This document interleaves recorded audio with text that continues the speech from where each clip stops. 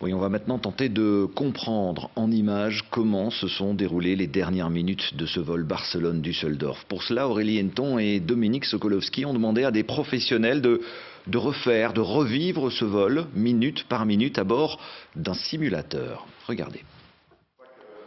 Le même vol avec la même météo. Ces deux pilotes vont reproduire le dernier vol du 4U 95-25.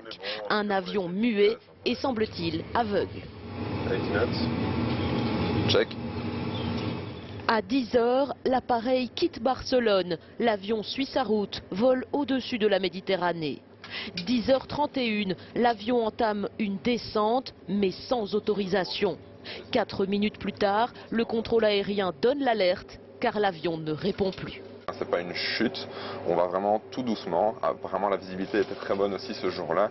Et on voit vraiment le massif se rapprocher tout doucement. Mais ils ne réagissent pas. Ils ne réagissent pas et on ne sait toujours pas pourquoi. L'avion perd de l'altitude, 1 km par minute, mais toujours pas de signal de détresse. Pourtant, le relief se dessine sous leurs yeux, sur leurs écrans. La zone devient jaune, orange, puis rouge. Le danger se voit, exactement. C'est ce qui fait se poser des questions. Qu'est-ce qui s'est passé à l'intérieur de ce cockpit? Rapidement, les sommets sont plus hauts que l'avion. C'est dangereux, évidemment. Et complètement interdit. L'avion alerte, mais toujours pas de réaction humaine. On va arrêter la simulation ici. Donc on est déjà presque 1000 pieds en dessous du sommet des montagnes. Et il s'est abîmé quelque part droit devant nous. 10 h 41, l'avion disparaît.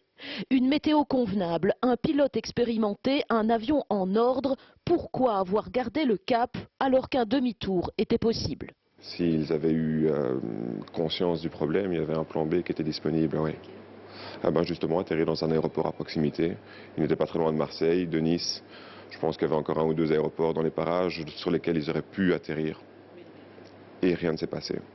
Rien, comme s'il n'y avait plus de pilote à bord. Pour l'expliquer, ces deux professionnels attendent les résultats de l'enquête.